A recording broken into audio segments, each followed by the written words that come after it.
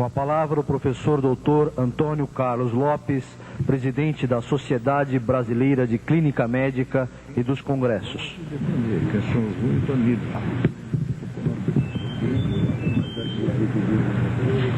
Prezados componentes da mesa, todos já devidamente apresentados, senhoras e senhores, colegas, estudantes,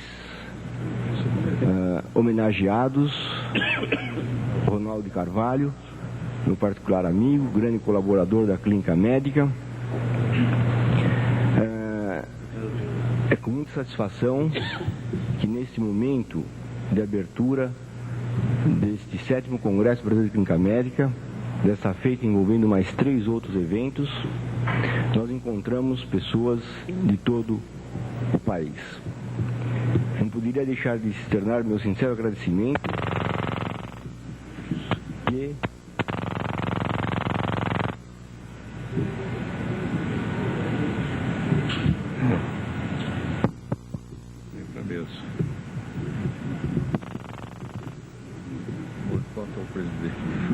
como dizia, a todos os participantes desse congresso, especialistas, médicos que estão trazendo a sua contribuição para brilhantar o nosso programa científico. Trata-se, na realidade, da medicina embasada na competência e na vivência, uma vez que hoje fala-se muito em medicina baseada em evidência, porém ela está incluída na competência e na vivência, uma vez que ela é prioritária e nada substitui aquilo que se aprende e que se vê à beira do leito. Dizia o nosso professor Oswaldo Ramos que a medicina é a profissão do sofrimento, e só aprende e só exerce com dignidade aquele que realmente sofre à beira do leito e que vive o problema dos seus pacientes. Queria dar então boas-vindas a todos os congressistas e desejar que todos aproveitem o máximo possível esse congresso, desfrutem o máximo dos momentos de confraternização, que é aquele momento em que os clínicos se unem para discutir assuntos pertinentes à nossa área de atuação e que tem por objetivo final o nosso paciente. Tem por objetivo final levar ao nosso paciente o melhor atendimento médico, uma saúde no sentido amplo da palavra, que significa bem-estar físico, mental e social, e não esquecermos de que o médico tem uma participação social muito grande. O papel social do médico é de fundamental importância e é preciso que nas escolas médicas se tenha atenção voltada para esse aspecto que frequentemente passa desapercebido. A nossa medicina, como já foi salientada pelo professor Eleusis, passa por momentos difíceis. E nós poderíamos, na realidade, abordarmos em um curto espaço de tempo várias vertentes pelas quais a medicina passa por uma situação difícil. Pensei qual seria, neste momento, a vertente prioritária para chamar a atenção dos senhores por esse momento tão complicado pelo qual nós passamos. A medicina de grupo, falta de verba, o SUS que não funciona adequadamente, embora seja o melhor sistema de saúde, que nós temos que apoiá-lo o máximo possível. Mas como professor universitário e procurando analisar o início do problema de que por que tudo isso acontece, eu queria chamar a atenção dos senhores também para um aspecto que o professor Eleusis já chamou, que é o problema das novas escolas médicas.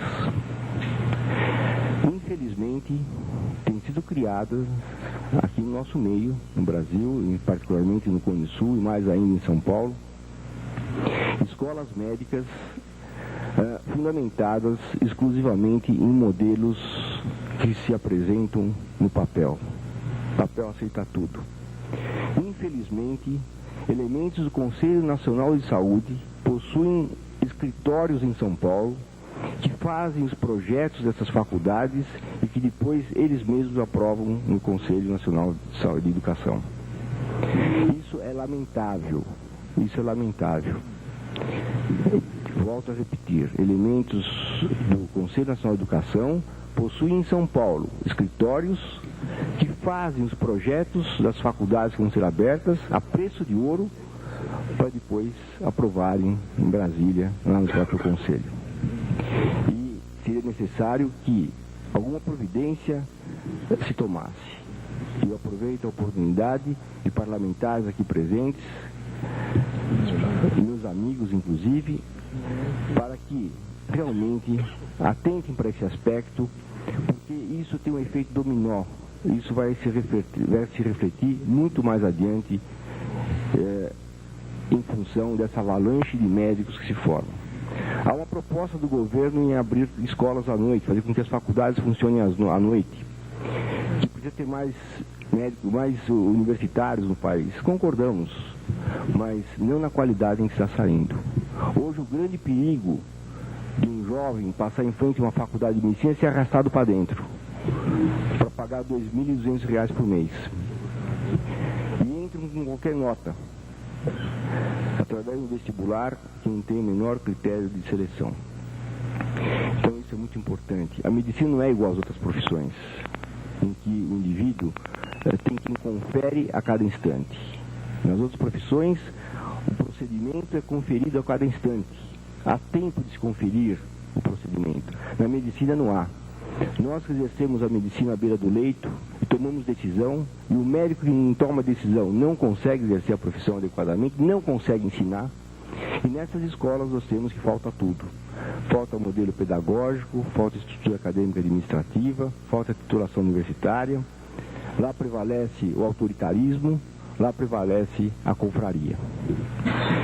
Mas o problema não se restringe apenas a essas escolas médicas criadas sem que haja uma justificativa para a sua inserção social,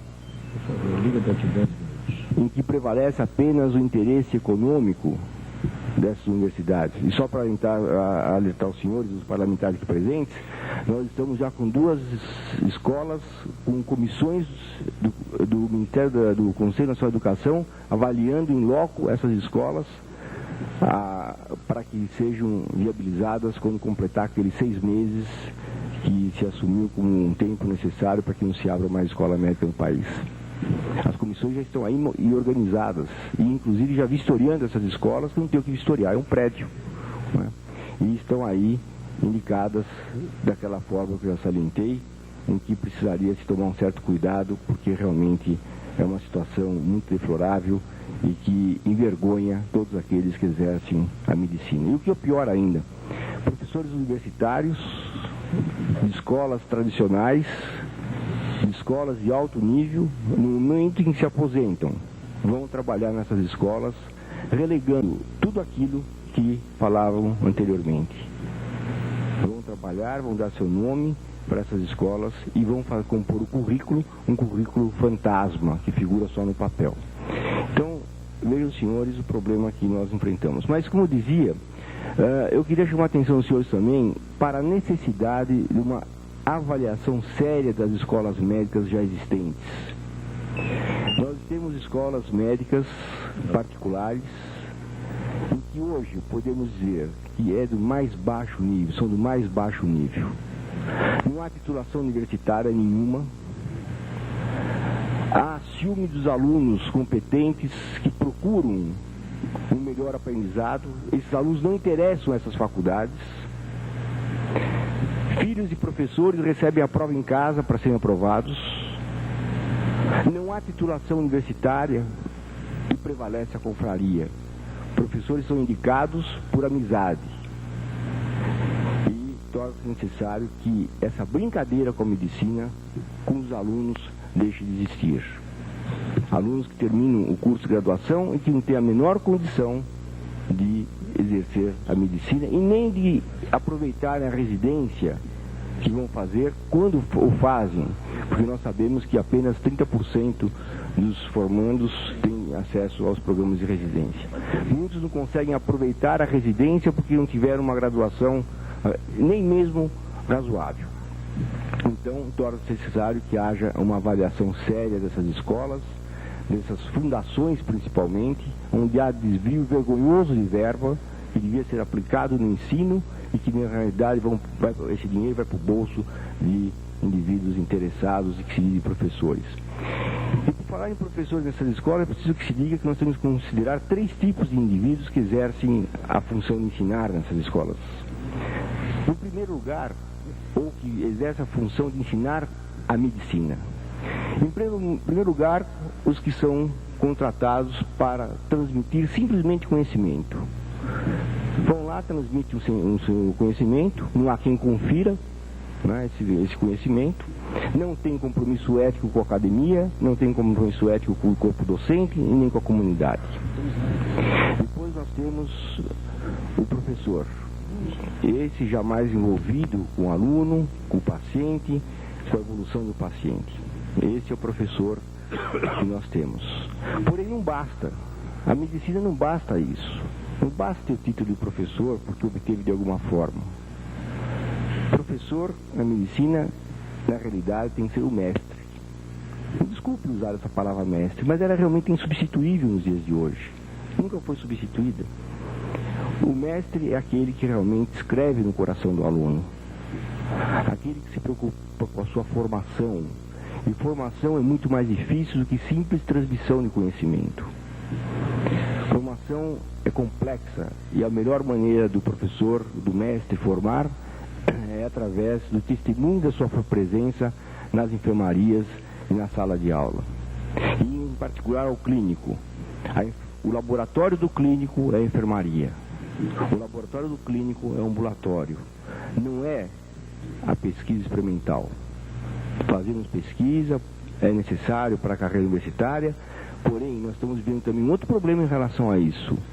Estamos vivendo uma doença chamada curriculite, em que todos estão preocupados em formar currículo, que não serve para absolutamente nada. Eu tenho certeza que em qualquer das nossas instituições, as melhores que nós temos, se fôssemos procurar um professor titular para cuidar de alguém de nossa família, seguramente não passaria de 4 ou 5. Para os senhores verem o que é a carreira, o que é a curriculite. Indivíduos viram ratólogos, cuidam de ratos durante 4 ou 5 anos para fazer uma tese que não tem nenhum significado e não tem compromisso ético com a comunidade. Nós não podemos admitir pesquisa que não tenha um compromisso com a comunidade, porque quem nos paga é a comunidade. O nosso compromisso é com a comunidade. Se ganhamos pouco ou muito, isso é um outro problema. Isso é problema do governo que paga pouco, enfim.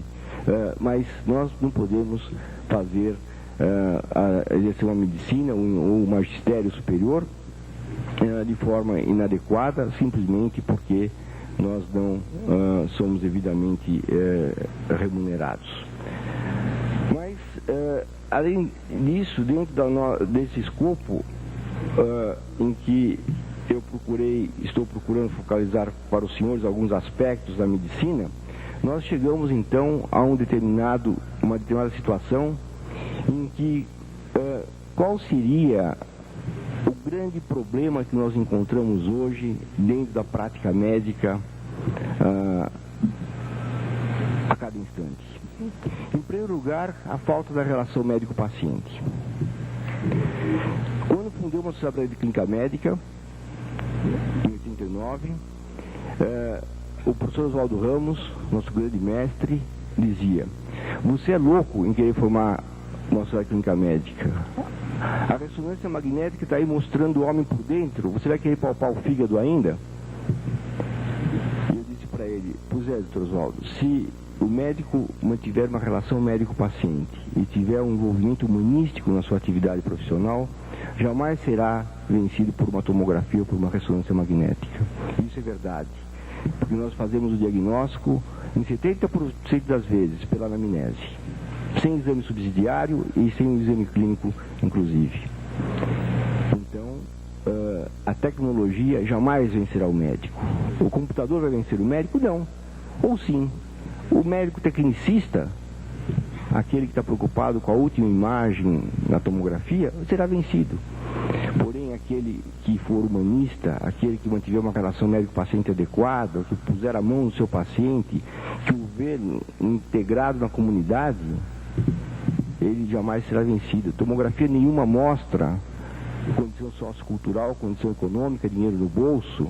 Nenhuma tomografia mostra. Nenhuma tomografia mostra a síndrome do pânico, cujo diagnóstico nós fazemos à frente do paciente. Jamais uma tomografia ou uma ressonância fará o diagnóstico de síndrome do pânico. Isso apenas para exemplificar a importância da relação médico-paciente que nós temos que advogar dentro da clínica médica, né? Nós sabemos hoje, por exemplo, que nos grandes centros, 70%, ou melhor dizendo, 40% das coronografias são normais. Na nossa experiência, nós não chegamos a 3 a 4% de coronografias normais, porque a anamnese não é feita, né? Porque o paciente não é visto de forma holística. O grande perigo hoje é deixar o paciente chegar em algum local, porque ele vai ser investigado através de protocolos.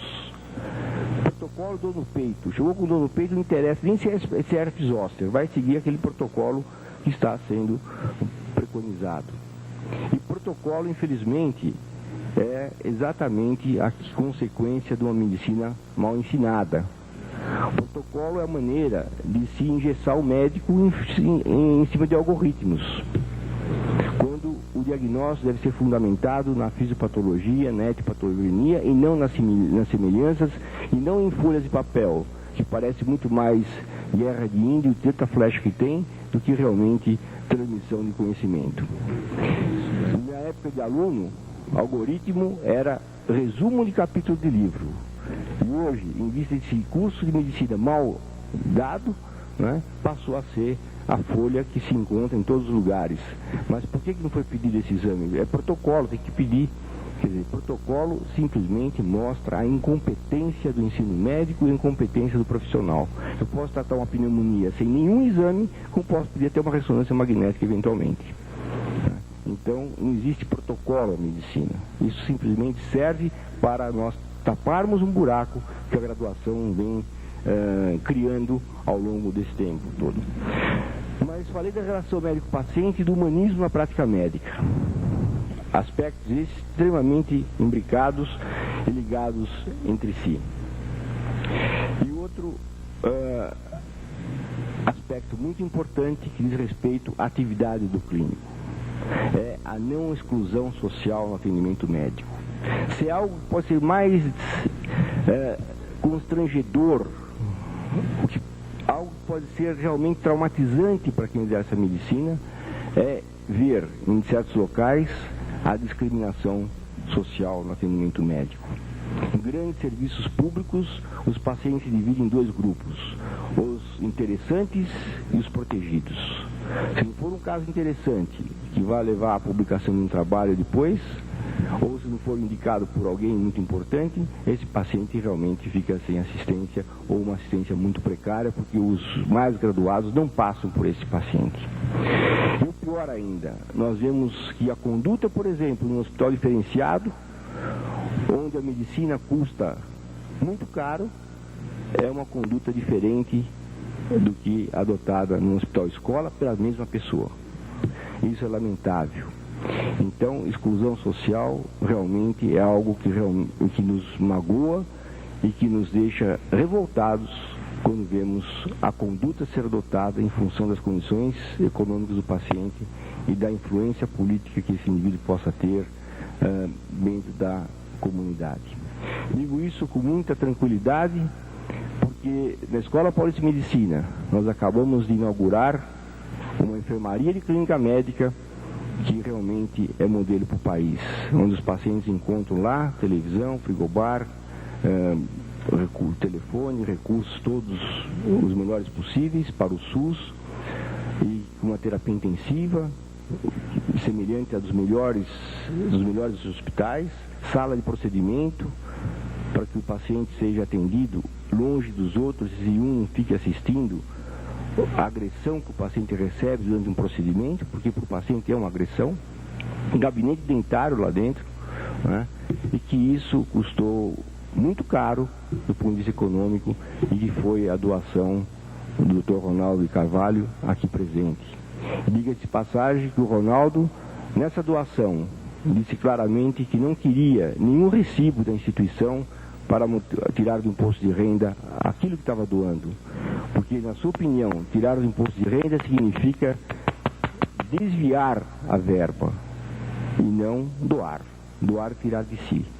E está aí, então, um exemplo e que nos deixa muito tranquilo e é o nosso parceiro muito próximo, além de desfrutarmos da sua amizade e que há pouco tempo, inclusive, tentou viabilizar um imóvel perto da Escola Paulista para nós criarmos um centro de cuidado paliativo que já está totalmente delineado e dentro de alguns meses estará pronto para atendermos essa comunidade que realmente ninguém tem mais interesse em atender, porque acabou o dinheiro do paciente, a doença não tem mais o que fazer por ela e o paciente passa a ser esquecido. Quando doença é uma coisa e doente é outra. E isso nós já incluímos na graduação, porque os nossos alunos têm que saber que o paciente tem que ser tratado até o seu último momento de vida, com toda a dignidade e todo o respeito.